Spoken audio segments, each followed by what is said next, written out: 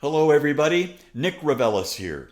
Join myself and Andrea Puentecatan for the Nic and Andrea Opera Chat Show, where we'll be discussing everything opera from Monteverdi all the way to American contemporary composers. Find out what opera's all about. Welcome.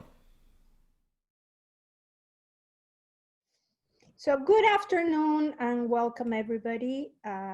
We have this one and one more program before we close this cycle. And I am very glad that you are part of this group and that you are taking time, making time to be with us and to enjoy opera together. So thank you. Thank you so much. For us also, it's a very rewarding experience and very, I would say, beautiful highlight of my week. So, wow. So today we're going to talk about early opera. And of course, we're going to start with Monteverdi. And, we were just commenting with Nick how I was listening to Renaissance music yesterday all day. And it's just truly like going to another world, to another dimension. I think it's too far removed from us now.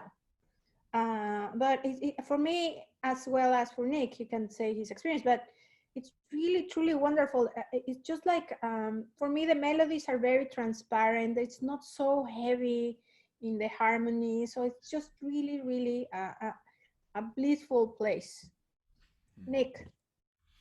Yeah, so I love talking about early music, medieval music, Renaissance music, and early opera, which encompasses the Baroque period. Now, we're going to be looking at a period from about 1607, and I think the latest thing that we'll be looking at and listening to is from 1735. Now, that's rather like doing a survey of opera starting with Beethoven's Fidelio and ending with Berg's Lulu. That's a long time. Mm-hmm. But it's all Baroque. It's either early Baroque, middle Baroque, or late Baroque. It's relatively easy to sort of figure out and categorize. But there, the spirit of this music and the spirit of opera during this period is really unique. Most of you know that there was a group called the Camerata meeting in the late 16th century in Florence, a group of musicians, poets, philosophers, literati, and they were poring over the latest translations into Italian of Greek tragedies and Greek philosophers. And it was a kind of experiment. They were trying to recreate what they thought Greek drama must have been like. And they assumed that somehow Greek tragedy, the great tragedies of Sophocles and Euripides, were all sung. Now, we're not sure that that's correct, but I'm not going to get into that. That's a whole other subject. But in attempting to recreate that whole aesthetic, they created opera. Now, the first opera everyone says is Monteverdi's L'Orfeo or Orpheus. It's not. There were two or three experimental pieces that were written before that. The one that comes to mind is Jacopo Peri, who wrote a piece called Daphne. And this was typical of the period that early operas would be based on Greek mythology. So Orpheus and Daphne and Hippolytes and Eurydice and all of those characters, we see them over and over again in the operas of the Baroque period, very much influenced by the Greeks. I would say, though, that Monteverdi's L'Orfeo, or Orpheus and Eurydice, is the first successful opera. It was written for a royal marriage to be performed in Mantua, in northern Italy. And this is how it begins. This is the toccata or fanfare that begins Monteverdi's L'Orfeo. And I want to play it for you first, even though it's just an instrumental piece, but it really gives you the flavor of early Baroque opera. And I think it's one of the most wonderful entrances instrumentally in all opera. Let's watch and listen to this.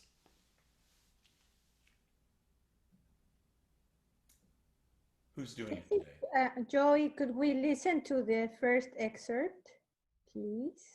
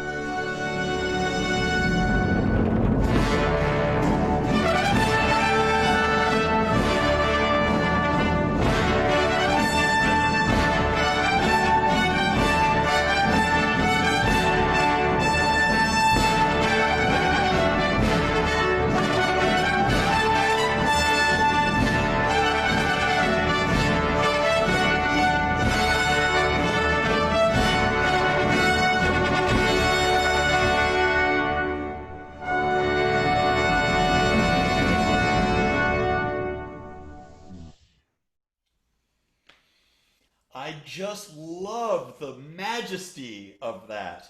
And going from brass instruments to the string ensemble with the viols and the guitarrons and the lutes, and then with everybody. It's the same music, simply repeated 3 times, but boy, does it make a statement. And this is the entrance to this great story. It just makes us feel so important. But I think what's even more important, and a theme that's going to go through today's presentation, is that virtually all music of the Baroque is based on dance rhythms. Baroque is dance, and dance is Baroque. I think it came from the late Renaissance, the late 16th century. Our first printings of dance music for instruments occurred during that time. And so dance was kind of at the forefront of composers' minds, and it was a wonderful way of kicking it up a notch, right? So I find that there's a wonderful sense of rhythm and power and pulse in this, even in this quick prelude to L'Orfeo. But let me give you a better example. This is an aria. It's actually Orfeo's first aria. And it shows us 2 things. Again, the dance. Notice the rhythm of this aria. And notice that after each verse of the aria, and this is the second thing, after each verse of the aria, the orchestra plays what we call a ritornello, a little return. It's like a refrain. And so Orfeo sings a verse, and then the orchestra plays this refrain. He sings another verse, we get the refrain. Another verse, we get the refrain, or ritornello. This is a typical practice in the Baroque. It's even used in the Brandenburg concertos of Bach. These ritornelli, always returning to a larger orchestra, playing a certain theme.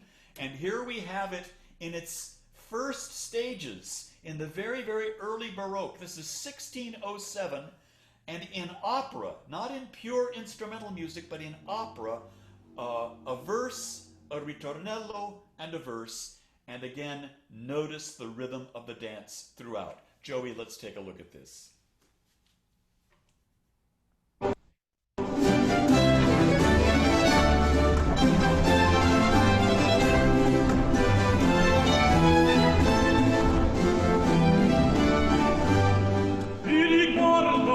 boschi ombrosi, ti ricordo boschi ombrosi, dei miei lunghi aspri tormenti, quando i sassi ai miei lamenti rispondean fatti pietosi. Vi ricordo boschi ombrosi, ti ricordo boschi ombrosi.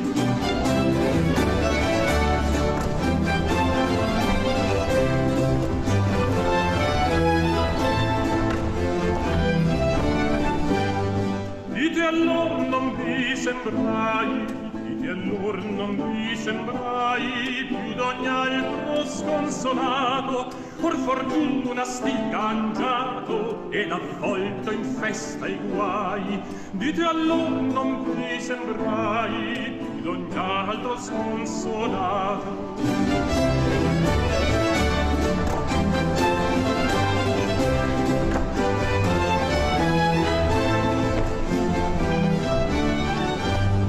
Visti già mesto e dolente, visti già mesto e dolente, or gioisco e quegli affanni che sofferti ho per tant'anni fan più caro il ben presente.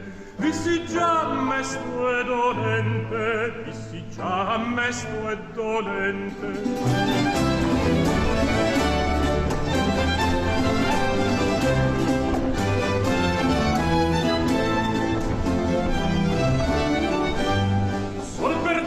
Bella Euridice, sol per te, bella Euridice, benedico il mio tormento, dopo il qual vi è più contento, dopo il mal vi è più felice. Sol per te, bella Euridice, sol per te, bella Euridice.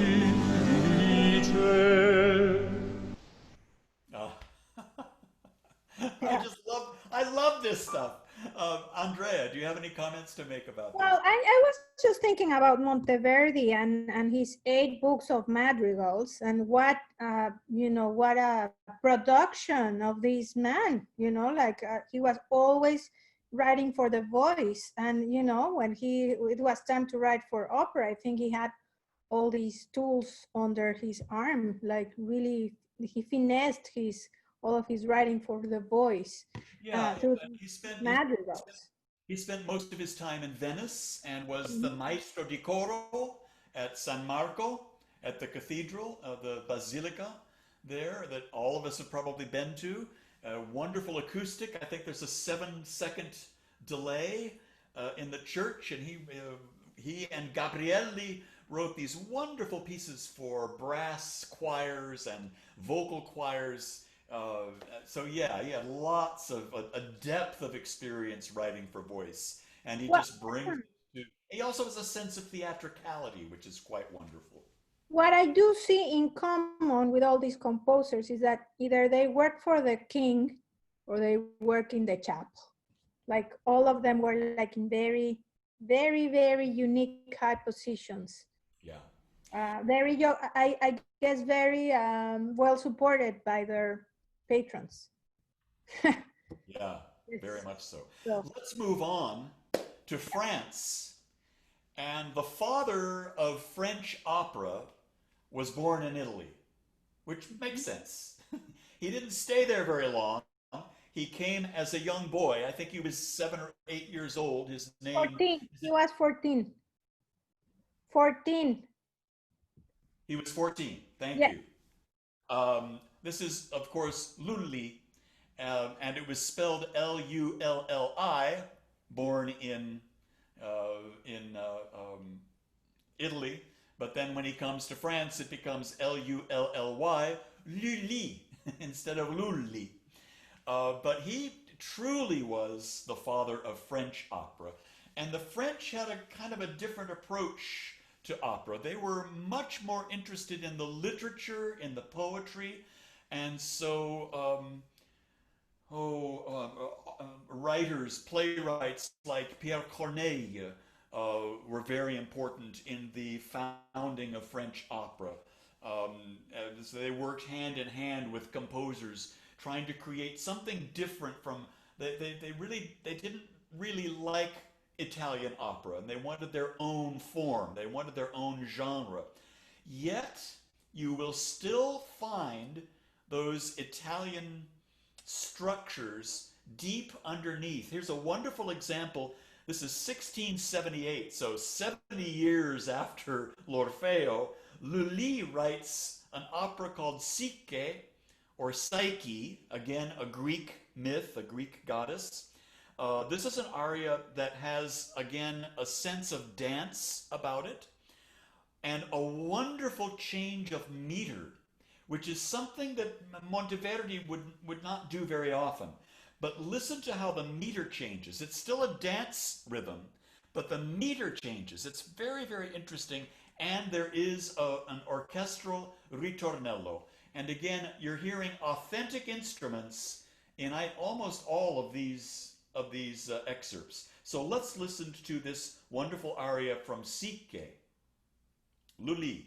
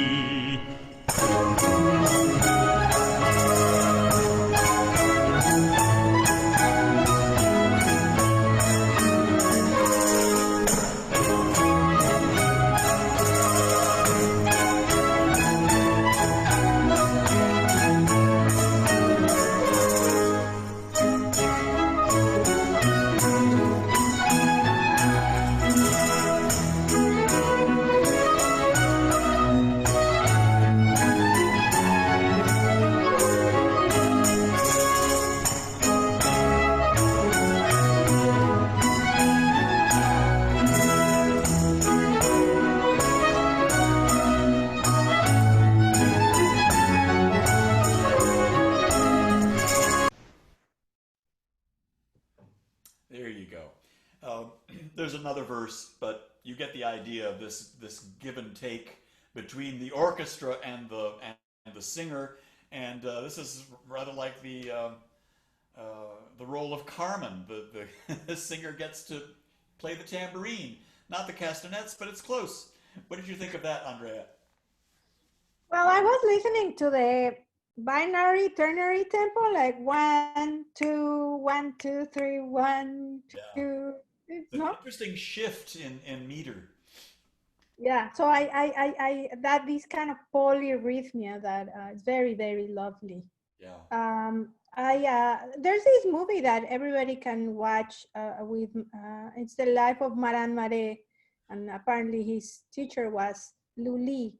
The movie is called Tous les matins tous les jours du monde, or all the days in the world. Yeah. Tous les matins du monde or tous les jours du monde. I don't remember now. With Gérard Depardieu. Yeah, it's a wonderful film. And yes. an intimate look at this viol composer Marin Mauret, who was playing, who was active at the same time as Lully. And Lully is a character, right, in the film, as I recall. Yes, at the end he's a character.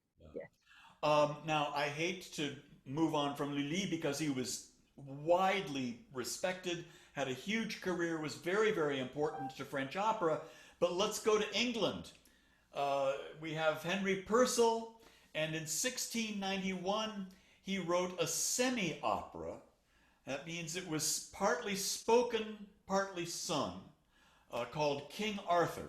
He wrote 2 or 3 semi-operas and 1 authentic opera. That opera you might be familiar with, Dido and Aeneas, based on a Roman myth from Virgil. But this is from the culture of Britain, the story of King Arthur, although it's not the story of the Knights of the Round Table. It's not that at all. And I can't tell you the whole story, but here is one of Purcell's most brilliant songs. It's called the Cold Song, and it's a character called the Cold Genius, and he wakes up from a frozen state. When it's staged, he's all in ice, encased in ice, and he's dressed in white, and he's shivering. And what I think is a wonderful example of is how music tells the story. Music reflects the text. Now, the text is in English, but you won't understand it because the character is shivering his syllables all the way through it. But the first few words are, "What power art thou?" Art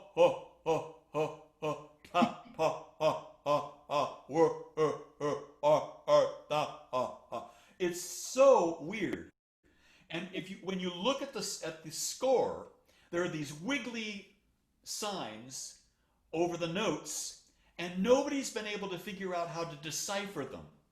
No one really knows how this goes. So every time you hear this piece, it's a total guess. It's an intelligent guess, I'm sure, but here's a great performance of the Cold Song from King Arthur. Again, this is Henry Purcell, 1691.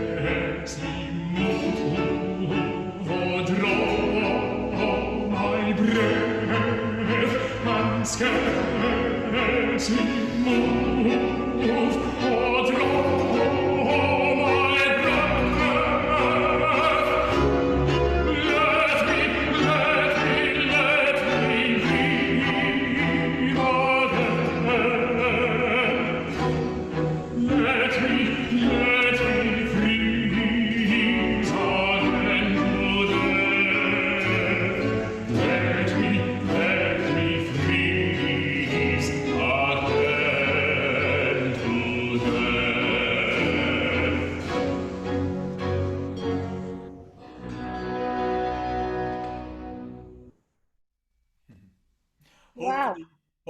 could feel the chill in the air. Wow, I'm taken by this. Yeah, it's a very interesting piece. Bach Collegium San Diego performed it last year Oh, in concert version, uh-huh. and that's what's next. I want you to hear the most famous aria from King Arthur, again 1691. This is a soprano aria, Fairest Isle, Fairest Island or Isle, Fairest Isle. Um, Again, I really can't set it up for you in the story. I don't know the story of this opera very well at all, but you may be familiar with the aria. And this is from Bach Collegium San Diego's performance from last year. They always get excellent video and sound from their performances. If you have not been to one of their performances, go. They do such wonderful work. All original instruments, wonderful singers, and my friend, once a member of the education department teaching artists team, Ruben Valenzuela, conducting. So let's listen to Fairest Isle from Purcell's King Arthur.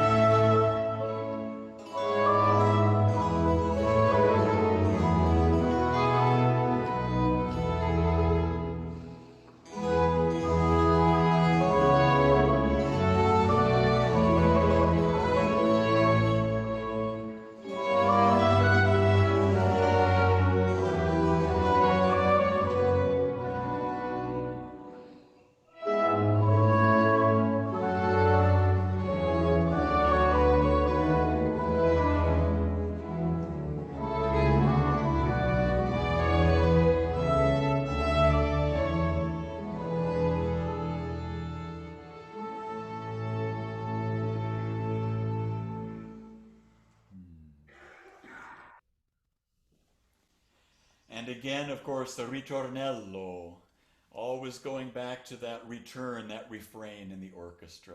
Wow, Um, what a composer, huh? Wonderful. There are real gems in King Arthur.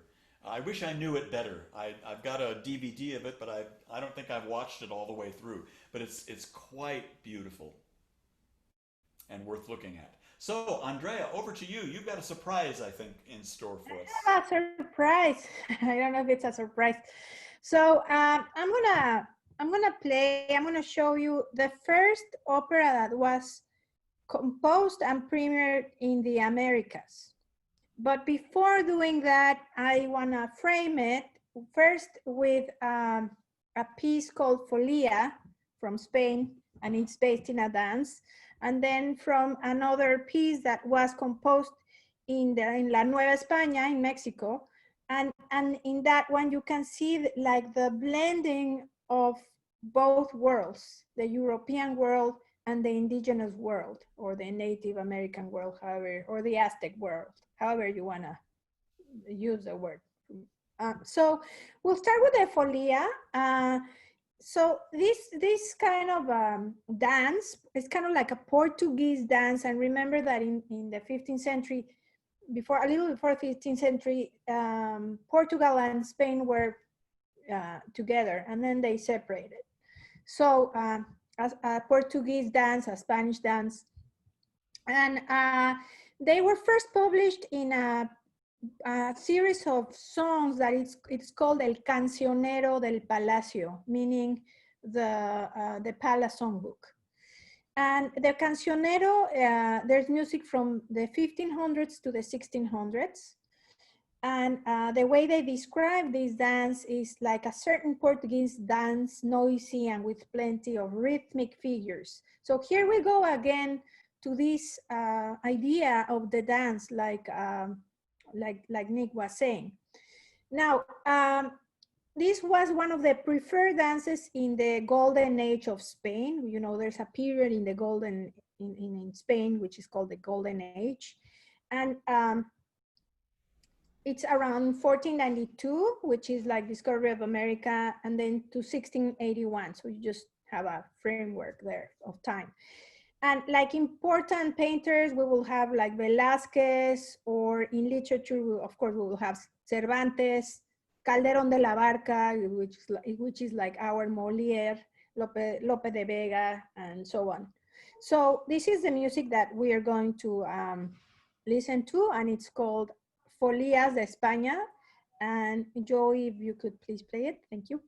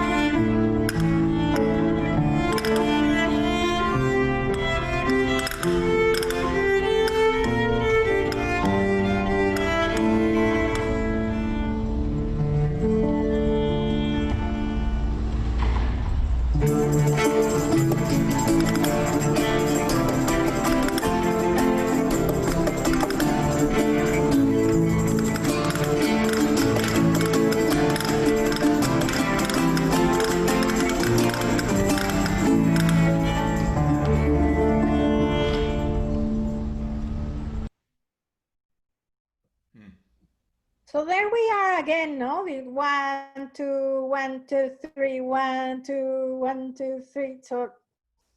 And I wonder how many of you recognize the fellow on the drum was the same fellow on the drum in the Orfeo excerpt with the beard. He's part of the Jordi Savall.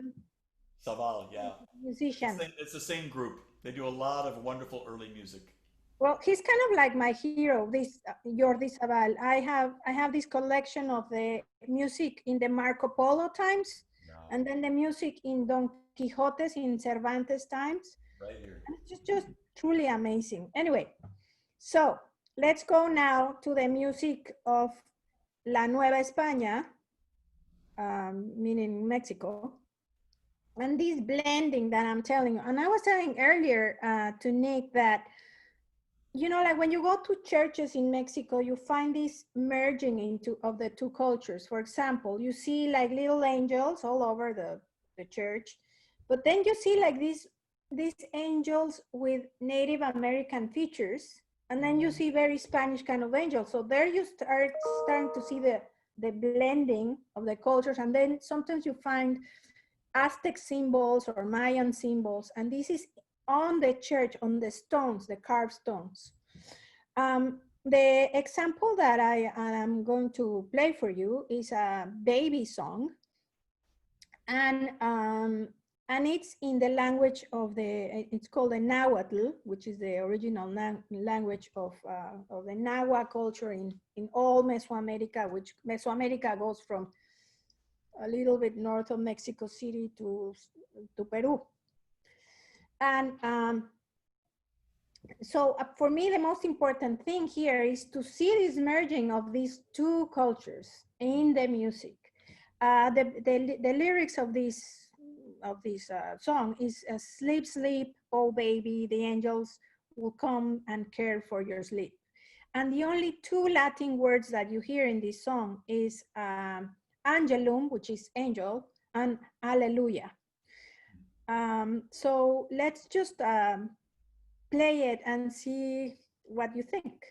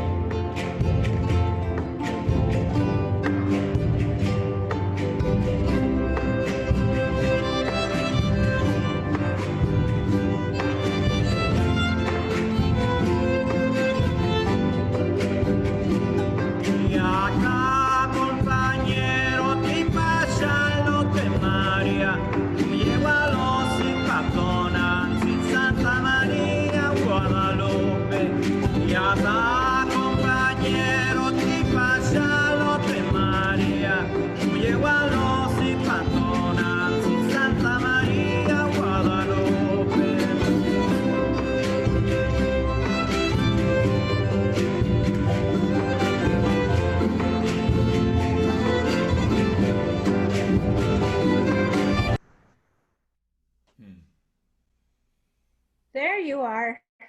Beautiful. I love that. What did you think? It's charming, absolutely charming. And it again, what's striking is the mix of cultures of the new world and the old world blended together.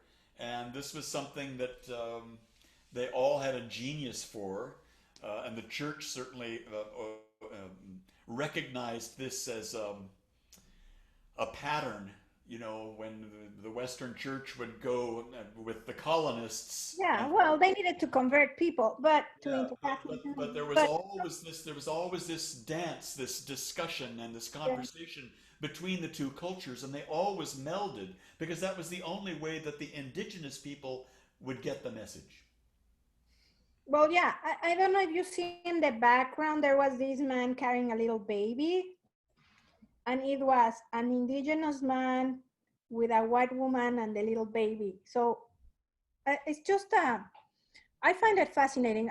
And coming from this land where there was mix, and there was a law from the king that they needed to mix with the population in order to get land.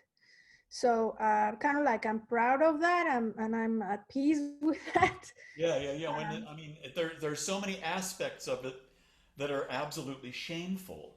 Yeah. But but the fact is that it also created some fascinating art and music, and not to recognize that, I think, would be, you know, kind of limiting. Yeah. And then us, we're here with all that. Okay, so now we're gonna go to the opera in a test. The opera that was premiered in Peru, and it was, you know, the viceroy of Peru. There were different viceroys. There was a viceroy royalty, you call it, viceroy royalty, the presentation of the king in these lands. So there was the one in Mexico, there was the one in Peru, there was one in now Colombia, Nueva Granada, and there was one in Argentina, Rio de la Plata. So this one, the viceroy of Peru asked this composer that he brought with him from Spain. And that's interesting because the opera, it's called La Púrpura de la Rosa, which is like the purple color of the flower. It's really talking about blood. Was based in this play by Calderón de la Barca, which was like a Shakespeare kind of, you know, like Cervantes, like that. The interesting part is that the music has no blend of culture because this composer arrived to the New World at 31 years old. So he didn't use any influence of anything but the Spanish kind of very heavy European music. Let's see. This was premiered in 1701. And the story is really a story between Venus and Adonis and the jealousy of Mars. So we're gonna see a little excerpt of Adonis singing. So there we are, the first opera in the Americas.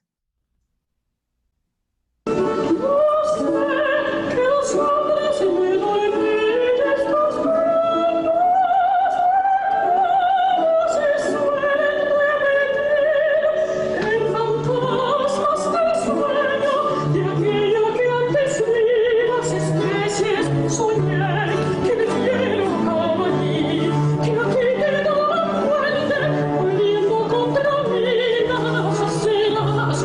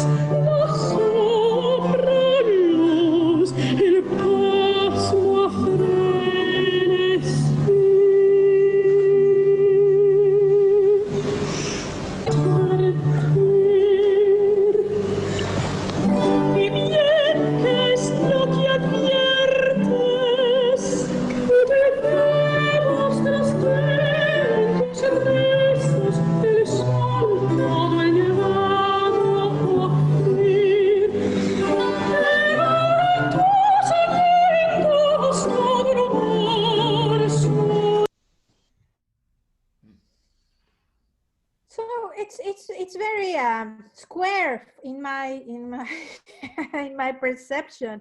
It's But very I old, can old imagine the world. court being in Peru in 1701, having an opera. Wow. Yeah, I think that's what's so terrific about this is that you just heard a couple of minutes of the very first opera that was written and performed in the Americas, and that's exciting. I think Yeah. that's terrific. It might need another look. Maybe it needs a little polishing up, a little help producing, but I'd love to see it someday. I think it would be interesting to see as an artifact, and hopefully with a great musician at the helm, it could really come to life. Yeah, perhaps. Um, Okay, so now we go to Rameau. we go back to France, and Rameau. Rameau is in the next generation after Lully, and this is his opera Les Indes Galantes, or the Gallant Indians, the Gallant Savages. Um, Kind of, again, a colonial look at the world, but fascinating and fanciful and filled with absolutely gorgeous music. Um, this is a dance and a duet for two singers, and the text begins: Peaceful forests, never may a vain desire trouble our hearts here. Never may a vain desire trouble our hearts in this peaceful forest. Now, this is a production from just a year or two ago at the Paris National Opera at the Bastille Theater. It's a very modern production. I think everything we've seen up till now has been period.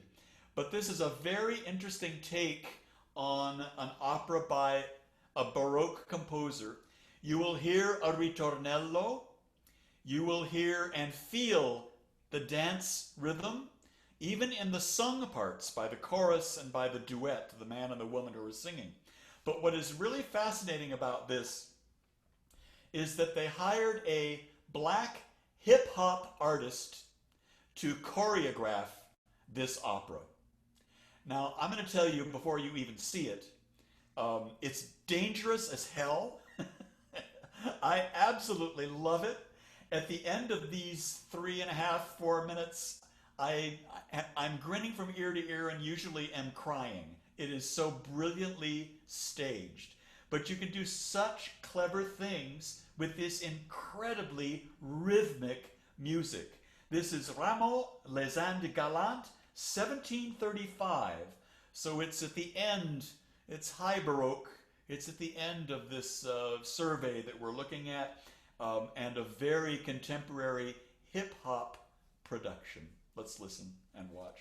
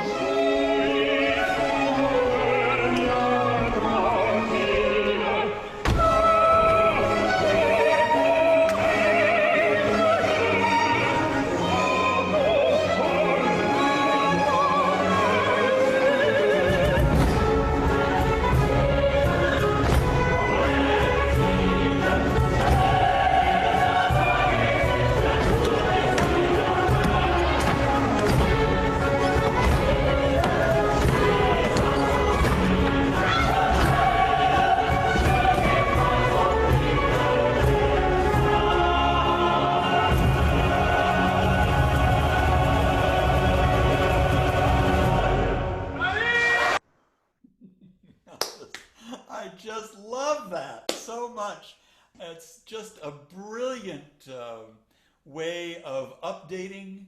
Why not? You know, the rhythm is there. The dance, the feel of the dance is there. The swing is there. Why not?